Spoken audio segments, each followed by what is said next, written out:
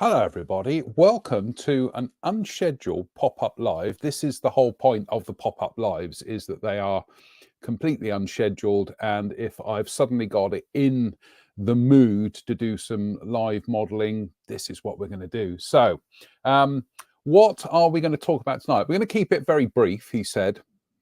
Probably still be on for about another hour, but there we go. I am currently building for Telford for the hobby company stand. It's the new Audi Sport Quattro S1, which I do believe is an ex-Aoshima kit, but with new bits and pieces in it. And shall we switch to the workbench camera? How exciting, he said. Every time I forget to switch cameras. There we go. So we've got the roll cage on, which let's go and get the instructions. Yeah, the roll cage assembly was a kind of like a bit of a chicken and an egg thing. Is that where on earth do you start? What I ended up doing was kind of like assembling it on the fly. Then I dropped it into the body shell, the cockpit rather, and then did some final adjustments. So everything, there we go, absolutely lined up, true and rock solid now. So that was one way out of doing that. But what I thought I would talk about tonight is wheels, and specifically something that I thought was going to be a problem, but ended up not being that much of a problem. So if we zoom in, we can see that there is some quite substantial flash, Saviour of the Universe. There is some substantial flash inside the wheels. But I found that once you pop the hubs into place, said flash isn't an issue. So I'll show you a couple of things to do with these wheels tonight, and I will pop along and say hello to everybody. Steve Parker says, is it Sunday? No, it's a pop-up live. This like I say, this is a function of why we do these. So right, first of all, you've got the wheel hubs for this kit. Now there is, I'm just going to double check the instructions here, but yeah, there is something that Nunu don't mention when it comes to the wheel hubs, and that is that there are some, I don't know if you can see them, but there are some mold sprue tags going inside the part. Now, Tamiya, when they do kits and they have to do this, they usually put something on the instruction sheet to remind modelers to remove those extraneous bits of sprue or runner, whatever you want to call it. No, I think that is the sprue, but Nunu haven't mentioned that. So with my awesome Despy cutters, and I might get a new pair at Telford because I've had these for 4 years now, they still do a absolutely fabulous job, but I think I deserve a new pair. So what I'm going to do with the Despy cutters is just go in there and take out that extra bit of doodah. I think this is where these are really starting to wear a bit now, that they're not quite so crisp as they used to be. Then with my Infamy, they've all got it Infamy, 400 grit sander. This is still the one that I bought 2 years ago. I bought other grits, but I'm still using the 400. This is the same sander that I've been using for the last 2 years. Honestly, folks, if you haven't got any of these, they are brilliant. They are the best sanding sponges ever. Anyway, what I'm going to do is just go in there and that's it. We've got rid of that, those little bits of those sprue tags, and we're good to go. Now, there is the question of the flash on these wheels. But here's the clever thing, and having done this several times tonight, there we go. As soon as you pop the hubs in place, that flash is not an issue. Yeah, exactly. I was here this evening with a scalpel blade, running it round the inside, trying to get rid of all that flash. Then I ended up popping one onto the hub with the flash in place, and flash disappears. One thing that we are going to have to deal with is there is a mold part line right down the middle of these rubber tires. Now, rubber tires are not sometimes the best medium, ironically, for doing rubber tires. Excuse me. These would have been so much better as plastic, but I can understand why they've molded them in rubber. But what I'm doing is I'm using a really quite vicious grit here to go over these rubber tires and try and get rid of as much of that mold part line as possible. And you can see the rubber is starting to kind of ruck up a bit, but don't worry about that. Don't you worry about that. And there we go. I think we've done a complete circuit there.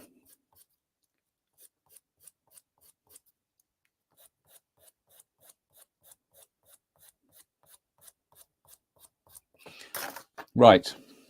You can get a bit of Scotch-Brite if you want, just to get rid of the excess. But this is where my Infinity 400 grit sander comes in, because I can now just go over and refine all that quite coarse sanding from that other sanding stick.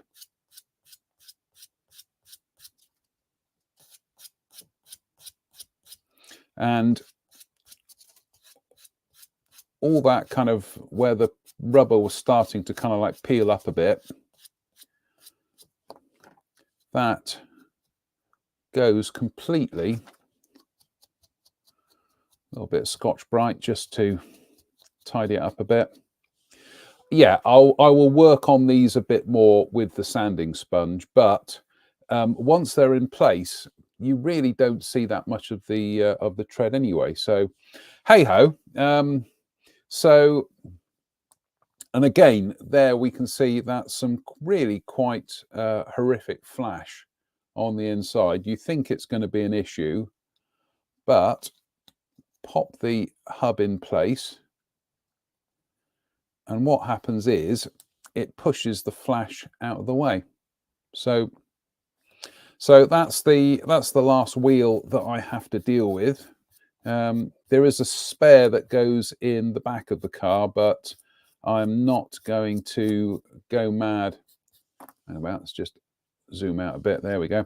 I'm not going to go mad like I'm doing here of trying to get rid of the mold part line on that, because that's going to be mostly hidden inside the vehicle. So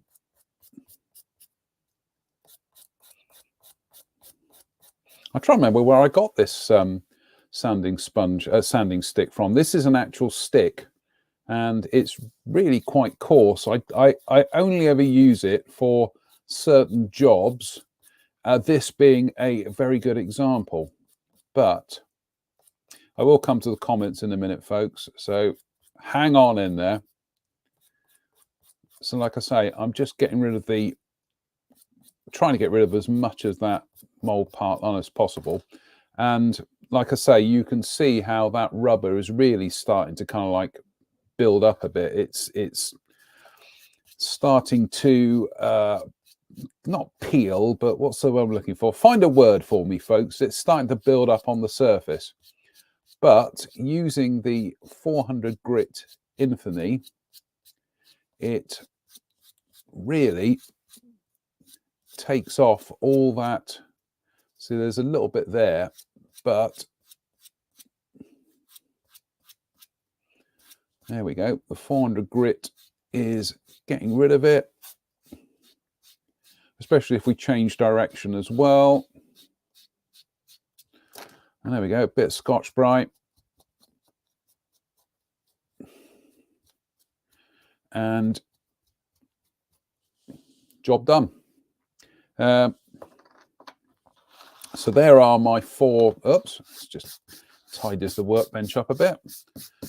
There are my 4 wheels for the vehicle, and then there is, whoops daisy, then there is the spare which goes in the back.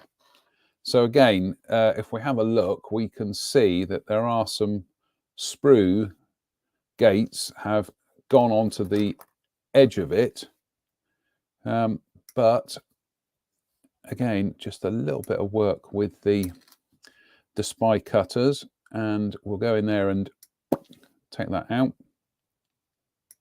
Take that out. That's, there you go. Look, if I angle it, you can see how neat those cutters are. And like I said, and these are 4 years old now, so these are probably well past their prime. A little bit of sanding just to take the rest of that off, and then we've got that that tire there again. Some really quite, if I put my finger in the back there, you can see there's some really quite horrific flash going on. But like magic, once the wheel is in place, the hub is in place rather, it just pushes the flash out of the way. So, and I'll tell you what, I've lied. I am going to give that one a quick sand, but only a quick sand. Right, I am going to have a quick read of the comments here. Manuel Kujuman says, finally a pop-up I managed to view live. Exciting evening all. I wouldn't call it exciting, but I'll tell you what is exciting. Telford, goodness me, I have started to get that little bit of a pre-Telford buzz now, and yeah, it's a couple of weeks away now.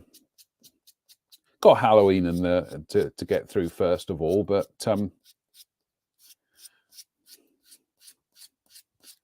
there we go. Bit by bit by bit by bit by bit, we're not getting rid of the mold part line, because I don't think you really can on these rubber parts, but you can certainly reduce them. And as I said, this one will be sitting in the vehicle right at the back, so we're really not going to see that much of it. Obviously, I will disassemble these when it comes to painting the hubs, but there we go. That's just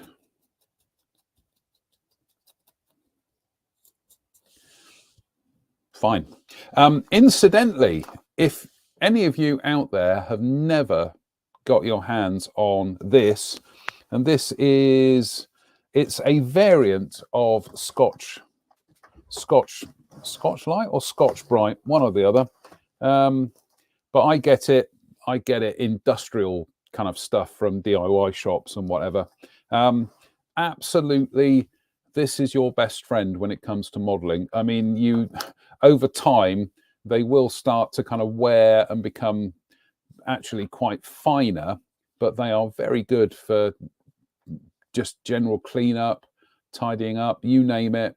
They are peanuts, and you can pick them up in DIY stores, and they're absolutely brilliant. Now, another area where one of these will probably get used is, and you can probably see it in the camera there, that we have a mold part line there from the slide molding. In fact, we have another one just there. So OVs that will have to come off when it comes around to before we start painting this. But I will. What will I use for that? Hold on to your horses, folks, because what I will definitely use is my complete set of Infinity sanding sponges here. I got these from goodness me. I'm trying to think. They are the they're a online model store based in Weston-super-Mare. Sorry, folks, memory does go every now and then. I'm sure somebody in the comments will remind me, but there we go. I've got a full set, so that's the 220 through to the 400, our good friend the 400, 600, 800, and then all the way up to 1,000, 1,500, 2,500, and 4,000. And yeah, we will be deploying the really high grade ones for for getting rid of those mold part lines. And would you believe the answer was behind me? It's Premium Hobbies, who are based in Weston-super-Mare. Like I say, they're an online model retailer, but it's nice to support somebody who is local, and Weston is just literally up the M5. So a big hello to everybody at Premium. Big fan of your online shop, by the way. And I will be putting some more orders in for you. They should be at Telford, actually. So I would definitely say pop along and invest. So I need a sip of my herbal tea now. So, oh, lovely. Another little bit of housekeeping is that when I was given this kit by the hobby company to build for Telford, they did put in the box the Platts Detail Up Parts series. Unfortunately, the Detail Up Parts series I've got in there is for a BMW M6. So, but we're not going to be using that. Obviously, we're not going to be using that. We will be building this straight from the box. So, and I'm just going to go back to the workbench camera a second, and so that's the body shell pretty much put together. There are some kind of like painting details that need to be picked out, but to be honest with you, I'm just going to go for an overall kind of flat black on this. I think nobody's going to see it, and once the wheels, I mean, things like the there are some details on the shock absorbers that need painting, but once the wheels are in place, I know it's probably offending car purists, so I do apologize, but this is a display model, so there are going to be some shortcuts made along the way. But that was all last night's construction, which went together absolutely painlessly. Oh, look at this! Look, dead soldier. I'll get rid of that. And what have we got there? We've got a sprue there with some other bits and pieces on it. All right, put that back in there. One of the other things that has to be done, and I'm not a big fan of this approach. Just go back through the instructions. Now, there it is. You need to cut some mesh bits and pieces out using a template. I'm just going to go and grab the mesh. So yeah, I'm never a big fan of that, and especially when the mesh is kind of like, that's the mesh material. This kind of mesh material can fall apart very, very quickly. So I get the feeling I'm gonna have to come up with a method of doing that. And I think what I will probably do is scan this, make some copies, and probably print it out on sticky label paper, which I will then put on the mesh, then using just reaches over then using my cuticle scissors that I use for decaling, that will be my method of cutting them out. But like I say, it's not an approach I am especially fond of, but it's a learning curve, folks. It's a learning curve. Phil Jones says, will Brevco be at Telford where you can buy despised stuff like those marvellous cutters? I'm sure somebody out there will know the answer to that. Hopefully. Yes, we've got a whole slew of people here who are now reminding me premium hobbies. Yep. Yeah, absolutely. If Brevco are, let me just have a quick look. Just going to do this on the I'm just doing this on the fly here, so bear with. Oh, there we go. Found it. Trader locations. I'm just calling it up, and no, it doesn't look like they are here this year. I'm just calling up the traders here. Bear with me a second. Share screen. Yep, doesn't look like Brevco are going to be at the show. So I'm sure somebody at Telford will be selling despite cutters of some sort or another. So yeah, we'll have to wait and see. But I'm going to crack on with this model this evening because Telford is creeping up, ladies and gentlemen, and it does need building. But as I've said, this is, for me, it's a nice change of pace to build something that I am relatively unfamiliar with. I think in my time I have probably built probably about less than a dozen cars. I know, and one of them was the beach buggy, and I'm enjoying this. It is. I do like a challenge, and I do like a challenge when there's going to be an end result for this as well. So yeah, with a little bit of luck, we'll get this ready for Telford. Dave Fleming says, "Will you ever build an aeroplane again?" Yeah, I will do, Dave. What am I building? I will be building. Fingers crossed. I do believe Mr. Pollard and I are building a couple of Tamiya F-35s at Telford. So that's the plan anyway. And I know Drew is making one as we speak. So yeah, it's just starting to get cold outside now, so it is starting to feel quite autumnal.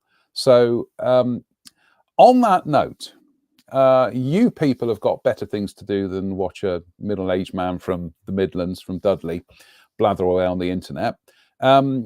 We will be back, fingers crossed, on Sunday for the Sunday service.